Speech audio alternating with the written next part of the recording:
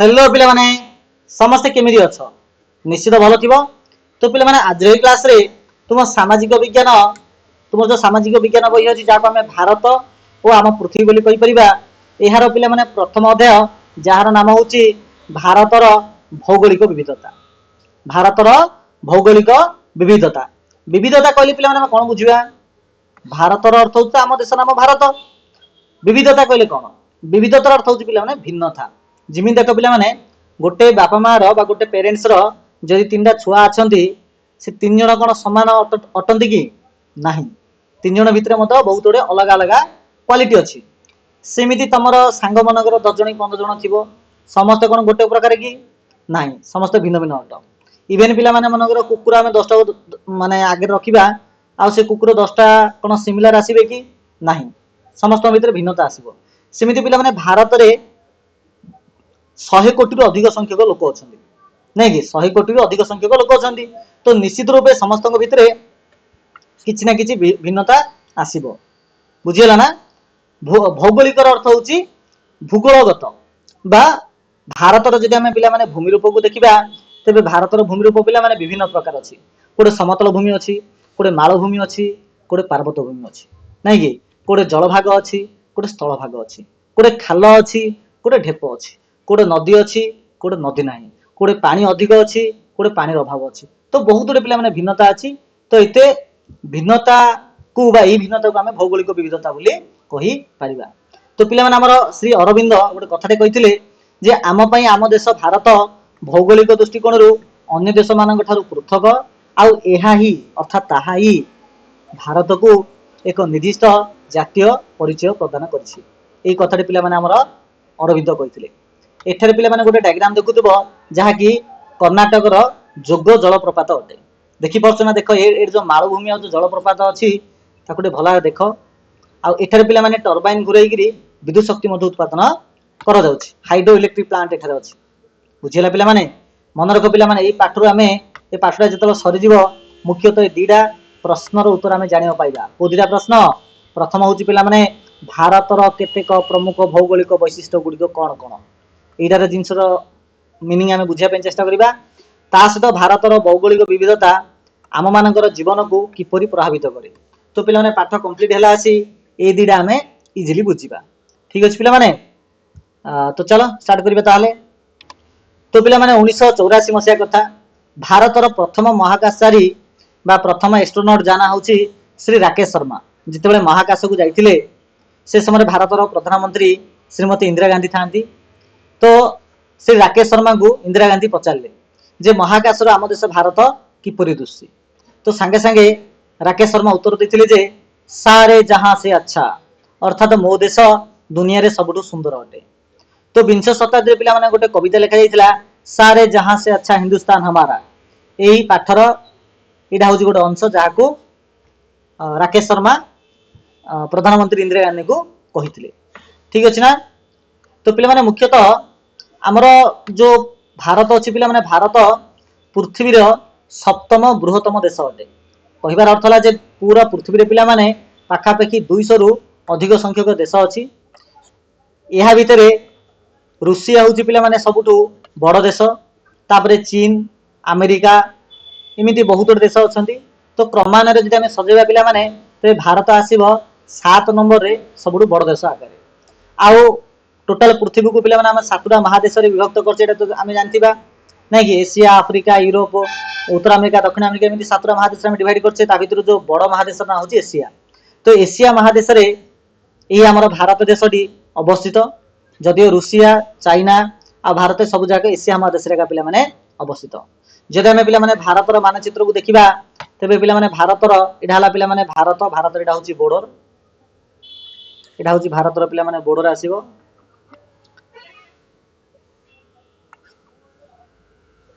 एडो एति मिनट आसी पिला माने तो भारत कथा देखिया पिला माने तो भारतर पड़ोस देख को सब राज्य गुडी को देश गुडी अछि।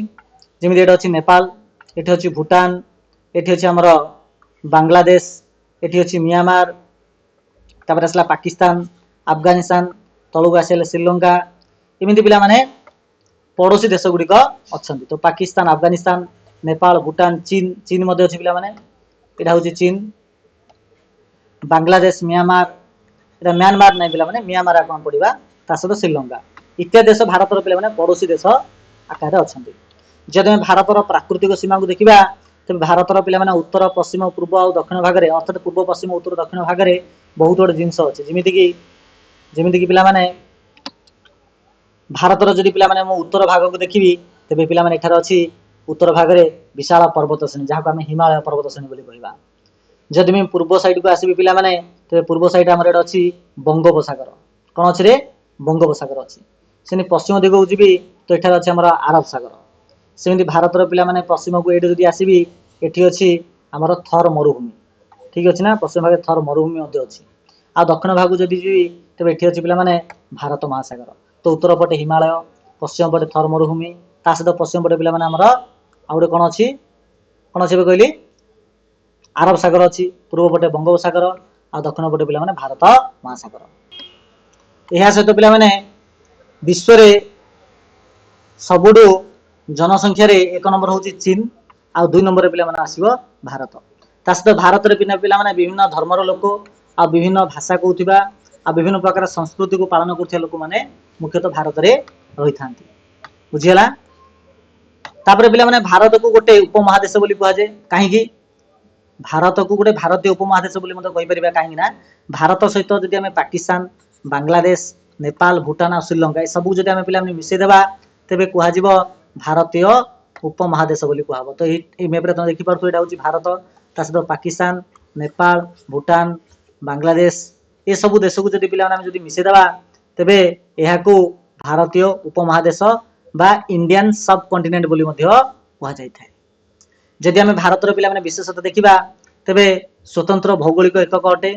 ତା ସହିତ ଭାରତ ପର୍ବତ ଆଉ ସମୁଦ୍ର ଦ୍ୱାରା ଘେରି ରହିଛି, ଯୋଉଟା କେବେ ଆମେ ଦେଖୁଥିଲେ କଣ ଦେଖୁଥିଲେ ଯେ ଭାରତର ପୂର୍ବ ପଟେ ଅଛି ଆମର ବଙ୍ଗୋପସାଗର, ପଶ୍ଚିମ ପଟେ ଥର ମରୁଭୂମି ଅଛି, ତା ସହିତ ଆରବ ସାଗର ବି ଅଛି, ଉତ୍ତର ପଟେ ହିମାଳୟ ଆଉ ଦକ୍ଷିଣ ପଟେ ଭାରତ ମହାସାଗର ରହିଅଛି।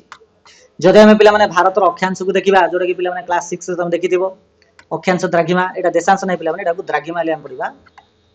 କଣ ପଢିବା ଆମେ? ଆକୁ ଆମେ ଦ୍ରାଘିମା ବୋଲି ପଢିବା। ଅକ୍ଷାଂଶ ଦ୍ରାଘିମା ହେଲେ କଣ ପିଲାମାନେ?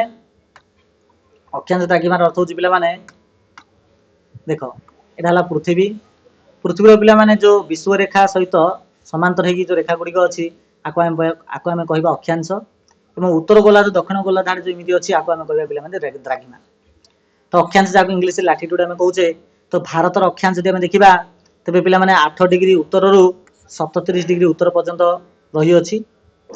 ଆଉ ଏହାର ପ୍ରଭାବରେ ଭାରତର ଜଳବାୟୁ ସବୁବେଳେ ଉଷ୍ମ ଆଉ ଅର୍ଦ୍ଧ ଉଷ୍ମ ରହିଥାଏ। ମିନ୍ସ ଉଷ୍ମ ଅଞ୍ଚଳ, ଅର୍ଦ୍ଧ ଉଷ୍ମର ଅର୍ଥ ହଉଛି ପିଲାମାନେ ଆମର ଭାରତ ଦେଇକିରି ଆମର କର୍କଟ କ୍ରାନ୍ତି ଯୋଉଟା କି 23 ଡିଗ୍ରୀ ଅଧେ ପିଲାମାନେ ତାହା ପ୍ରବେଶ କରିଛି। ଯୋଉଟା ଆମେ ମ୍ୟାପରେ ଦେଖିବା ପିଲାମାନେ ଦେଖ, ଏଇଟା ହଉଛି 23 ଡିଗ୍ରୀ ଅଧେ ଅକ୍ଷାଂଶ କର୍କଟ କ୍ରାନ୍ତି। ତ କର୍କଟ କ୍ରାନ୍ତିର ତଳ ଭାଗଟା ପିଲାମାନେ ଆମର କ୍ରାନ୍ତୀୟ ଅଞ୍ଚଳରେ ଅଛି, ମିନ୍ସ ଉଷ୍ମ ଅଞ୍ଚଳ ବୋଲି କହିପାରିବା, ଉଷ୍ମ କୁହାଗଲା। ଆଉ ଏହାର ଉତ୍ତର ଭାଗଟା ଏଇଟା ପିଲାମାନେ ଅର୍ଦ୍ଧକ୍ରାନ୍ତୀୟ ଅଞ୍ଚଳରେ ଅଛି, ଯାହାକୁ ଆମେ କହିବା ଉପ ଉଷ୍ମ ବୋଲି ମଧ୍ୟ କହିପାରିବା। ଯଦି ଆମେ ଲଙ୍ଗିଟ୍ୟୁଡ ଯାହାକୁ ଆମେ ଦ୍ରାଘିମା ବୋଲି କହିବା, କଣ କହିବା? ଦ୍ରାଘିମା ବୋଲି ଯଦି ଆମେ କହିବା ତେବେ 68 ଡିଗ୍ରୀ ପୂର୍ବରୁ 97 ଡିଗ୍ରୀ ପୂର୍ବରେ ଅଛି। ଆଉ ଭାରତର ଷ୍ଟାଣ୍ଡାର୍ଡ ଟାଇମ ପିଲାମାନେ 82.5 ଡିଗ୍ରୀ ପୂର୍ବକୁ ଭାରତର ପ୍ରାମାଣିକ ସମୟରେଖା ହିସାବରେ ଗଣନା କରାଯାଏ। ଆଉ ଏହା ବିଷୟରେ ପିଲାମାନେ ଅଧିକ ତମେ ପରବର୍ତ୍ତୀ ଚାପ୍ଟର ଗୁଡିକରେ ଦେଖିବାକୁ ପାଇବ। ବୁଝିହେଲା? ତାପରେ ପ୍ରାକୃତିକ ସୀମା ଯୋଉଟାକି ମୁଁ କହିସାରିଛି ଯେ ଉତ୍ତରରେ ହିମାଳୟ ପର୍ବତମାଳା ଅଛି। ଆଉ ପିଲାମାନେ ଭାରତର ଉତ୍ତର ଭାଗରେ ପିଲାମାନେ ଦେଖ ଏଠି ହିମାଳୟ ପର୍ବତମାଳା ଅଛି। ଏ ହିମାଳୟ ପର୍ବତମାଳା ଥିବା ଯୋଗୁ ଭାରତର ଉତ୍ତର ଭାଗରେ ଯୋଉ ଚୀନ, ରଷିଆ ନାମକ ଯୋଉ ଥଣ୍ଡା ଦେଶ ଗୁଡିକ ଅଛି, ସେ ଥଣ୍ଡା ଦେଶର ପିଲାମାନେ ଥଣ୍ଡା ଗୁଡିକ ଭାରତକୁ ଆସିପାରେ ନାହିଁ, ଯାହାଦ୍ୱାରା ହିମାଳୟ ପର୍ବତମାଳା ଗୋଟେ ପ୍ରାଚୀର ସଦୃଶ ଠିଆ ହୋଇଛି। ଏହା ସହିତ ହିମାଳୟ ଥିବା ଯୋଗୁ ବାହାରର ଆକ୍ରମଣକାରୀ ମାନେ ମଧ୍ୟ ଭାରତ ଭିତରକୁ ପ୍ରବେଶ କରିପାରନ୍ତି ନାହିଁ, ଯାହାଦ୍ୱାରା ଭାରତକୁ ସୁରକ୍ଷା ମଧ୍ୟ ମିଳିଥାଏ। ଭାରତର ଦକ୍ଷିଣ ଭାଗକୁ ଯଦି ଆମେ ଯିବା ପିଲାମାନେ, ଭାରତର ଦକ୍ଷିଣ ଭାଗରେ ଏଠି ଅଛି ଆମର ଭାରତ ମହାସାଗର। କଣ ଅଛି? ଭାରତ ମହାସାଗର। ଯୋଉ ଭାରତ ମହାସାଗର ଦେଇକି ଭାରତ କଣ କରେ ନା ଅନ୍ୟ ଦେଶ ମାନଙ୍କ ସହିତ ବିଜନେସ କରିଥାଏ, ତା ସହିତ ଯିବା ଆସିବା ପାଇଁ ମଧ୍ୟ ଭାରତ ଏହି ଭାରତ ମହାସାଗର ରାସ୍ତାକୁ ବ୍ୟବହାର କରେ। କହିବାର ଅର୍ଥ ହେଲା ଯେ ଭାରତ ଯଦି ମନେକର ଆମେରିକା को जीव कि ऑस्ट्रेलिया को जीव कि दक्षिण आफ्रिका को जीव कि दक्षिण अमेरिका को जीव तो जलपथ माध्यम भारत भारत महासागर दे जीवा आसिया करें जदि भारत पश्चिम भाग जावा तो पश्चिम भाग पे थर मरुभूमि एटा थार नहीं थर मरुभूमि अच्छी जो बहुत कम वर्षा होता है आउ यही थर मरुभूमि जो अच्छी पे एठारे ये गोटे आरावली पर्वत श्रेणी अच्छी ये आरावली पर्वत श्रेणी पश्चिम भाग में आरावली पर्वत श्रेणी यहाँ ईस्ट माने पूर्व भाग यहाँ वेस्ट तो पश्चिम भाग में पे थर मरुभूमि अच्छी ता सहित आरावली पर्वत श्रेणी थी जो थर मरुभूमि आग को आसीपार ना तो ये थर आरावली पर्वत श्रेणी गोटे प्राचीर सदृश ठिया कहले अत्युक्त हम ना जदि भारत पूर्व भाग जावा से बंगोपसागर अच्छी जो वर्षार प्रभाव अधिक रही है जदि आम भारत पे भौगोलिक विविधता को देखा तेरे प्रथम आसो पे जलवायु तो भारत जलवायु पे सब जगह सामान नुहे देखिपुना भारत पृथ्वी में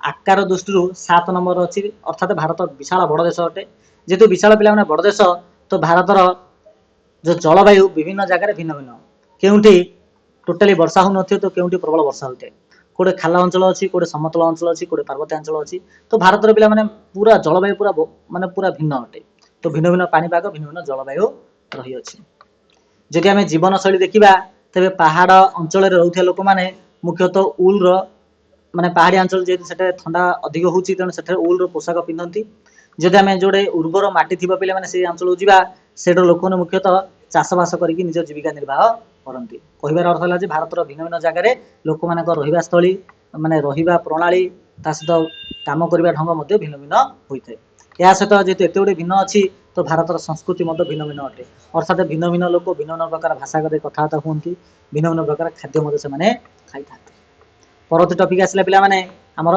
हिमालय पर्वतमाला हिमालय पर्वतमाला जहाँ आम द हिमालयस देखी बर्षना तो हिमालय पर्वतमाला जब पे आकाश मार्ग आम देखा तो माने धला धला देखा जहाँकि बरफावृत अंचल आम बुझीगला जदि आम हिमालय साधारण परिचय देखा चेष्टा करवा तेज विश्वर सबुठ पे उच्च उच्च पर्वतमाला हूँ माने सबुठ पृथ्वीर बड़ पर्वतमाला उच्च पर्वतमाला हूँ हिमालय पर्वतमाला ठीक अच्छे ना आ हिमालय पर्वतमाला लंब प्राय पे आसो 2500 किलोमीटर 2500 किलोमीटर आउ ओसार प्राय 150 रु 400 किलोमीटर आसो कहबार अर्थ है जे कहबार अर्थ है पे जो तुम हिमालय देखुच ये जो भागटा यहाँ हिमालय ये लंबाटा हूँ पे पाखापाखि 2500 किलोमीटर आ ओसारटा यहाँ हूँ ओसार ओसारा हूँ पे पाखापाखि गोटे 150 किलोमीटर रु 400 किलोमीटर गोटे 150 ये पाखटा 150 है आसी ये भागटा पे 400 किलोमीटर होता है बुझीगला जदि आम हिमालय पर्वतमालार गठन कथा चिंता करवा तेरे आमर माने जेबे कौन महादेश नथिला पिला माने सेतेबेले पृथ्वी गोटे स्थल भाग थिला पुनर्वार्ता दी भाग होई आंगारा लैंड गंडवाना लैंड दी भाग विभक्त होला आ भारत पिला माने गंडवाना लैंड रो गोटे भाग अटे धीरे धीरे गंडवाना लैंड रो भारत मध्य कौन है ना अलग है ताहा उत्तर को गति करी यूरेशिया प्लेट सहित धक्का है यूरेशिया प्लेट सहित जमी धक्का है पिला माने धक्का होता जगह मनकर यहाँ हूँ यूरेशिया प्लेट यहाँ हूँ यूरेशिया प्लेट आईटा हूँ आमर भारतीय प्लेट ये भारत प्लेट उत्तर दिग को गति कला और ये जगह धक्का है धक्का हवा द्वारा ये जगह कौन है ना हिमालय पर्वत गढ़ी उठला है जहाँ भंगिल पर्वत फोल्ड माउंटेन अथवा भंगिल पर्वत कहुए तो भंगिल पर्वत पे गढ़ी उठला यह पे प्लेट टेक्टोनिक्स कहुवा आमर ये जो प्लेट गुड़िक संचालन प्लेट संचालन आम कहीपर जदि आम हिमालय को देखिए पे हिमालय को मुख्यतः 3 भाग विभक्त कराई हिमालय को पे जो आमर जो पूर्वर पश्चिम भाग अच्छी पे नहीं पूर्वर पश्चिम ना आमर उत्तर दक्षिण को जब चिंता करा पे हिमालय को 3 भाग विभक्त कराई गोटे हूँ बहुत उच्चरे जोड़ा अच्छी पे हिमाद्री जहाँ ग्रेट हिमालय कहुए तापर तार टिके कम हाइट को हिमाचल बा लेजर हिमालय कहुए लेजर हिमालय कहुए आ सब तल अंचल को शिवालिक बा आउटर हिमालय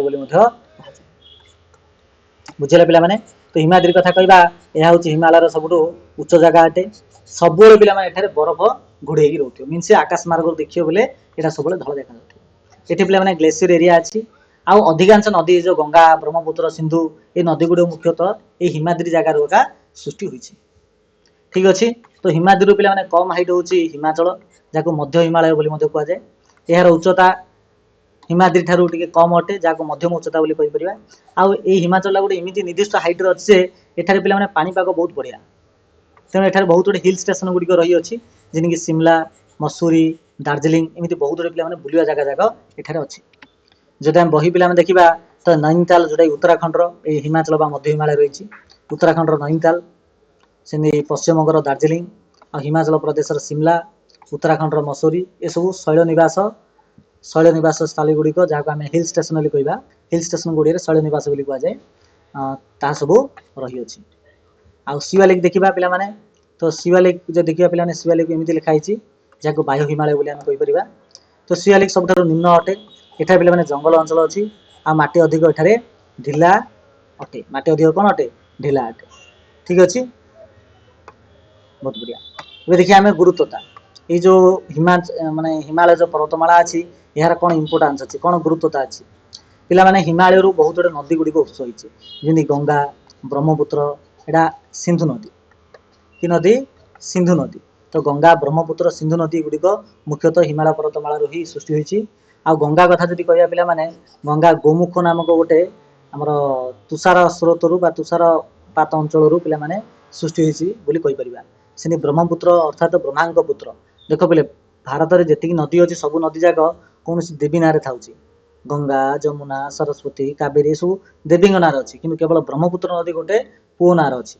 ब्रह्मपुत्र अर्थ ब्रह्मा पुत्र। ठीक अच्छे। आउ सिंधु ये जगह सब मुख्यतः बड़ बड़ नदी गुड़िक जहाँकि हिमालय भी बाहर जेहेतु हिमालय बाहर तेणु ये नदी गुड़िक पे वर्ष तमाम ये नदी में जल प्रवाहित होता है। आउ आखपाख अंचल को एगुड़िक जल प्रभा माने जल दे था। तेणु यहाँ तेणु हिमालय को पिला माने वाटर टावर ऑफ एशिया बोली कहा जाए। कौन कहा जाए वाटर टावर ऑफ एशिया बोली कहा जाए। यह सहित पिला माने जेहेतु हिमालय पर्वतमाला बहुत गुड़े बड़ बड़ गिरिशृंग गुड़िक अच्छी जार उच्चता पिला माने 8000 मीटर बहुत अधिक अटे।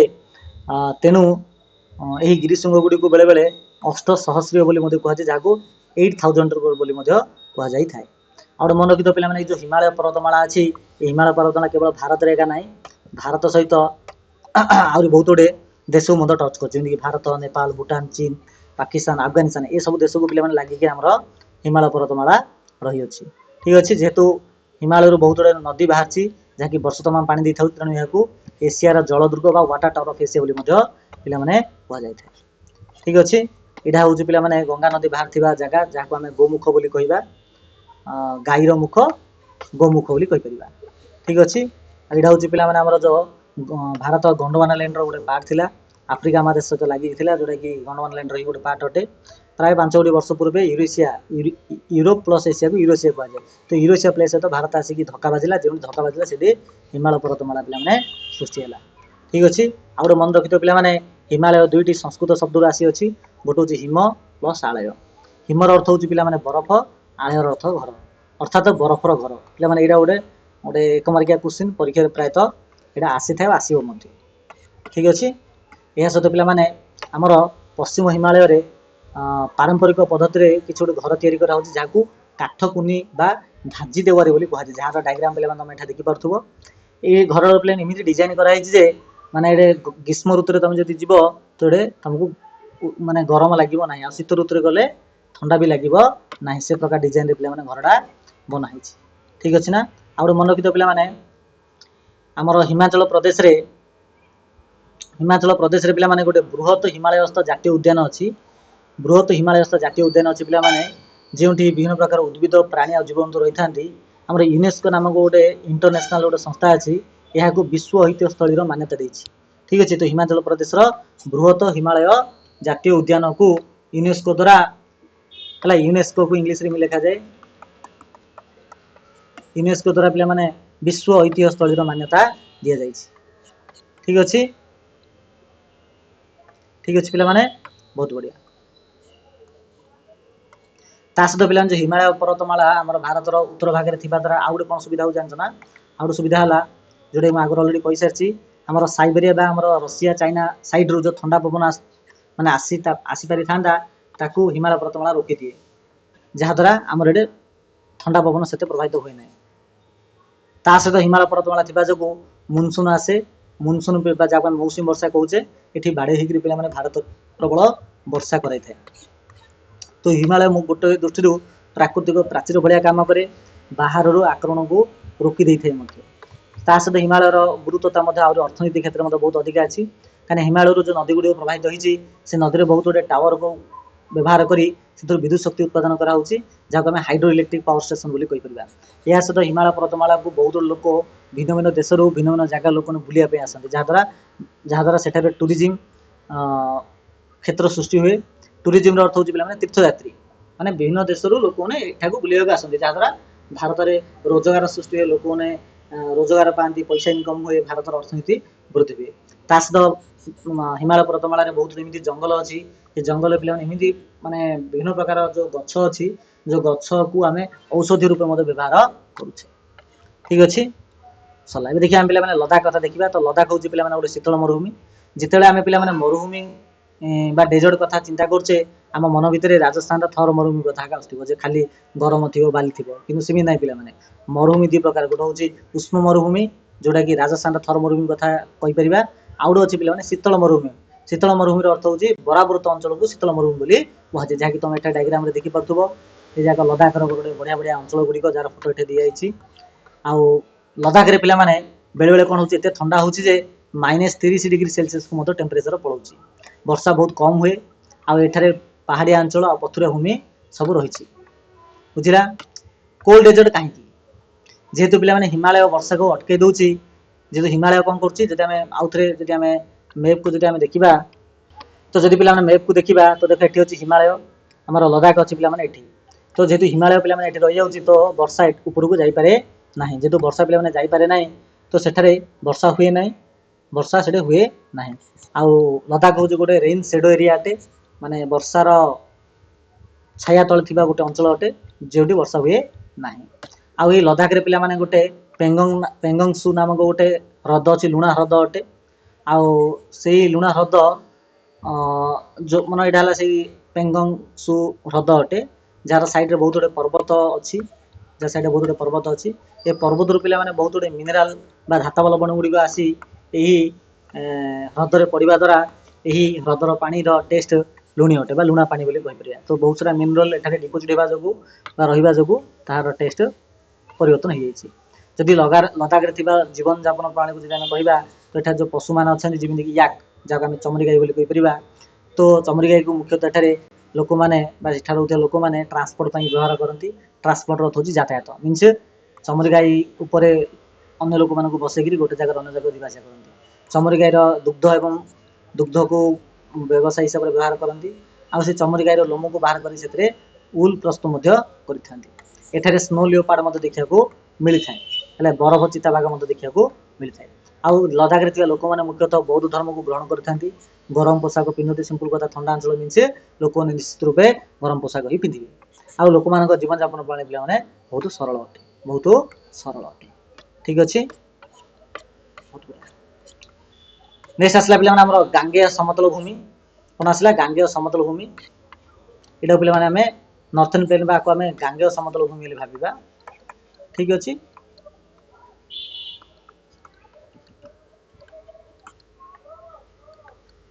है तो गांगेय समतल भूमि तो देख ये डायग्राम दिगला गांगेय समतल भूमि देख पूरा उर्वर मूर्तिका पे बहुत बढ़िया बेस्ट वे चाषबास होता है जेहेतु एठारे आमर गंगा ब्रह्मपुत्र जो मेप्रे पे देखा चेष्टा करवा तेरे आमर गांगेय समतल भूमि यहाँ अच्छी गांगेटिक प्लेन जो लिखाई पे यहाँ हूँ गांगेय समतल भूमि एठारे जेहेतु आमर गंगा नदी ब्रह्मपुत्र नदी सिंधु नदी प्रवाहित होती नदी आउ यार उपनदी यार नदी यार उपनदी मान द्वारा यह अंचल पूरा उर्वर पटुमाटी पूरा परिपूर्ण जहाँद्वारा एठारे उर्वर मूर्तिका रही अच्छी तो नदी आनी आलुवियल सॉइल अर्थ हूँ पटुमाटी जहाँ आम पटुमाटी कहीपर तो जो गंगा ब्रह्मपुत्र है कि गंगा ब्रह्मपुत्र है सिंधु ये सब जो बड़ नदी गुड़िक एम जो उपनदी अच्छी पे मैंने यही नदी गुड़िक उपर मुंड्रु निज सहित पटुमाटी आनती आउ ये अंचल जो आमर जोड़ा कि डायग्राम देखा ये अंचल आनी पकाती जहाँद्वारा माटी उर्वर होता है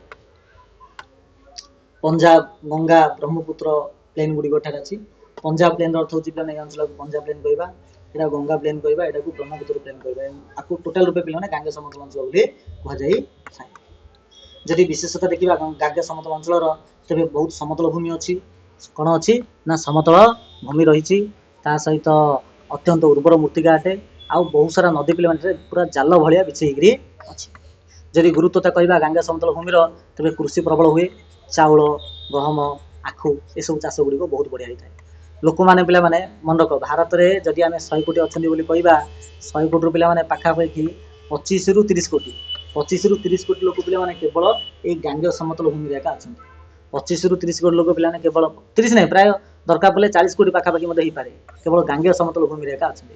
ତାହେଲେ ଇମାଜିନ୍ କର ପୁରା ଭାରତ ବର୍ଷରେ କେତେ ଲୋକ, କେତେ ପ୍ରବଳ ଲୋକ ଏଠାରେ ରହୁଛନ୍ତି।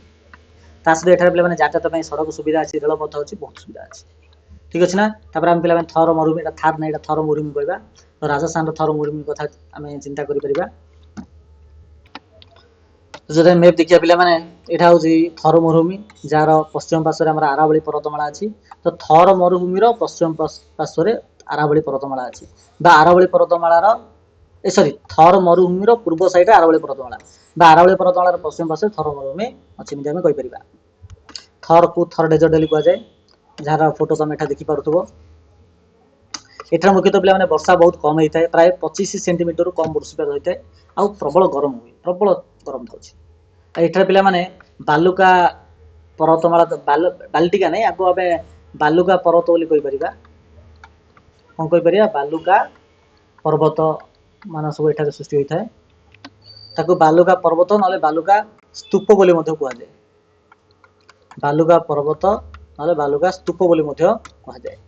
ତ ବାଲୁକା ସ୍ତୂପ ଗୁଡ଼ିକୁ ପିଲାମାନେ କିପରି ତିଆରି ହେଇଥାଏ? ତ ହେଉଛି କ'ଣ ଦେଖ, ଏମିତି ବିରାଟ ଅଞ୍ଚଳ ଥିବ, ଜୋରସେ ପବନ ଯେତେବେଳେ ପିଲାମାନେ ପ୍ରବାହିତ ହେବ, ଏ ବାଲିଯାକ ଉଡ଼ି ଯାଇକରି ଗୋଟେ ଜାଗାରେ ଜମା ହେବ। ତ ବାରମ୍ବାର ବାଲିଯାକ ଚାରିଆଡ଼ୁ ଉଡ଼ି ଉଡ଼ି ଆସିକରି ଗୋଟେ ନିର୍ଦ୍ଦିଷ୍ଟ ଜାଗାରେ ଜମା ହେବ। ତ କ'ଣ ହେବ? ତାର ଉଚ୍ଚତା ବଢ଼ି ବଢ଼ିଯିବ। କାଳକ୍ରମେ ପିଲାମାନେ ସେ ଜାଗାରୁ ପଥର ପରିଣତ ହେଇଛି, ଯାହାକୁ ଆମେ ବାଲୁକା ସ୍ତୂପ ବୋଲି କହିବା। ଏହି ବାଲୁକା ସ୍ତୂପର ଉଚ୍ଚତା ପିଲାମାନେ 100 ମିଟରରୁ 150 ମିଟର ମଧ୍ୟ ହେଇପାରେ। ଏଠାରେ ଯେହେତୁ ପିଲାମାନେ ମାନେ ପାଣିର ତ ବହୁତ ଅଭାବ ହୋଇଥାଏ, ସେଥିପାଇଁ ରହୁଥିବା ଲୋକମାନେ ରେନ୍ ୱାଟର ହାର୍ଭେଷ୍ଟିଂ କରନ୍ତି, ଯାହାକୁ ବର୍ଷା ଜଳ ଅମଳ ପ୍ରକଳ୍ପ ବୋଲି କହିବା। ବର୍ଷା ଜଳ ଅମଳ ପ୍ରକଳ୍ପ ମାଧ୍ୟମରେ ଲୋକମାନେ ଜଳକୁ ସଂରକ୍ଷଣ କରିବା ପାଇଁ ଚେଷ୍ଟା କରନ୍ତି।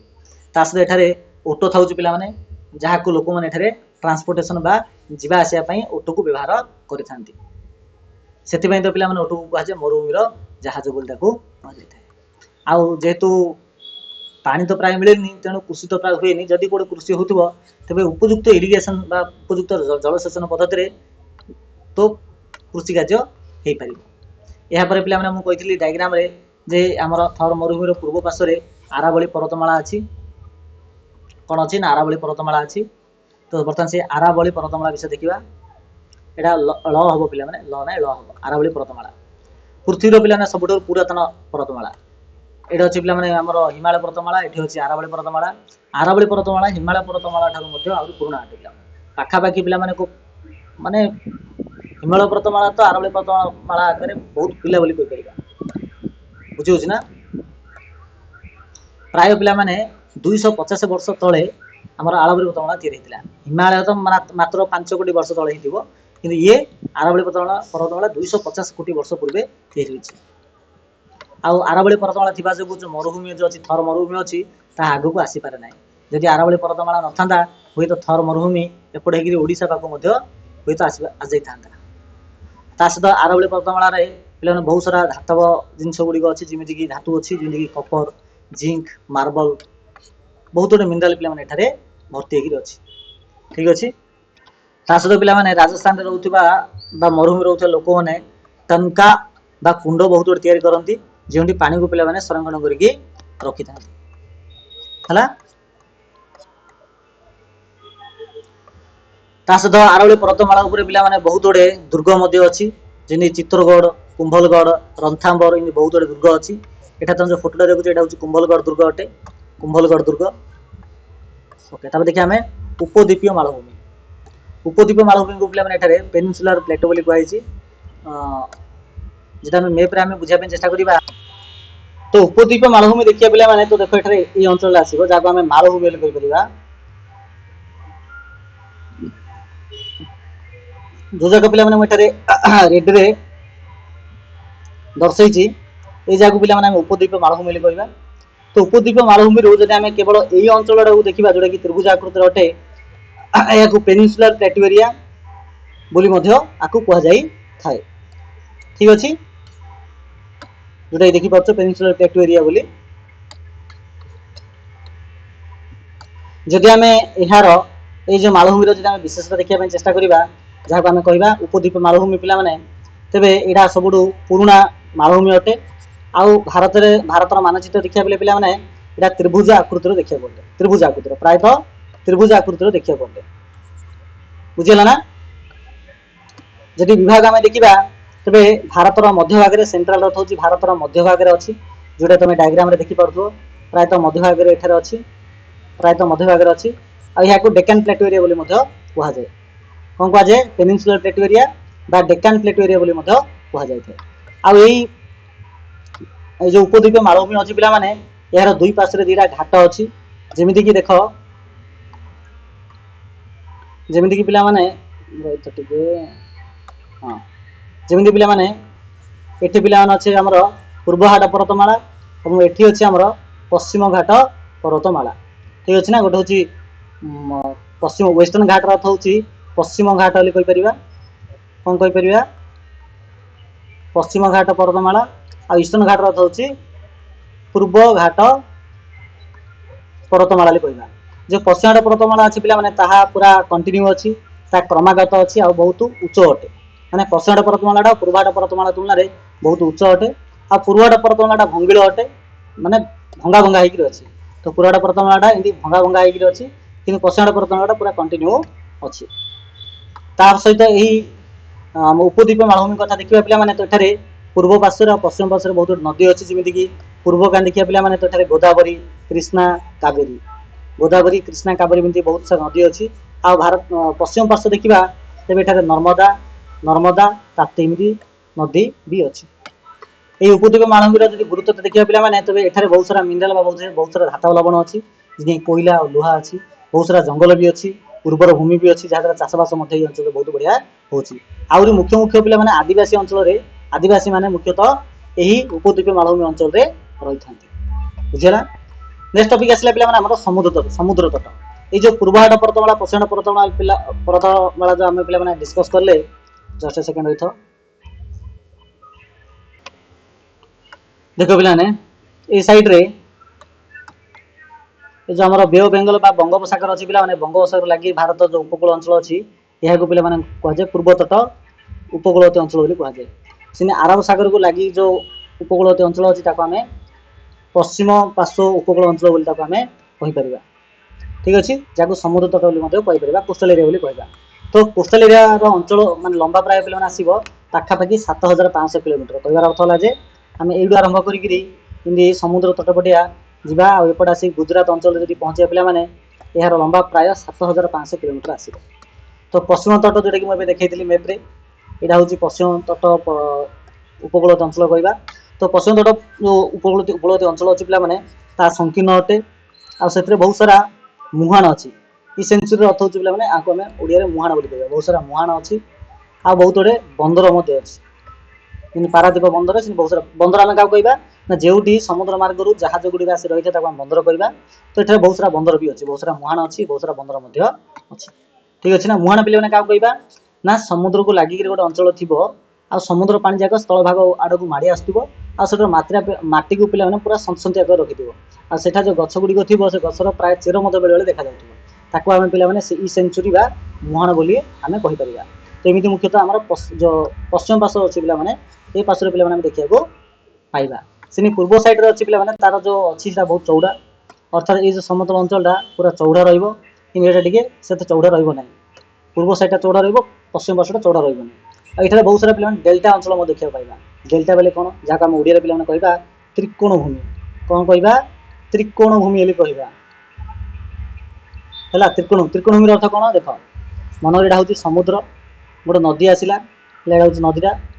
ସମୁଦ୍ରରେ ମିଶିବା ପୂର୍ବରୁ ସିଏ କ'ଣ କଲା ନା, ଏମିତି 3-4 ଭାଗ ହେଇଗଲା, ଡିଭାଇଡ୍ ହେଇଗଲା। ବୁଝିହେଲା, ଏମିତି ଡିଭାଇଡ୍ ହେଇଗଲା।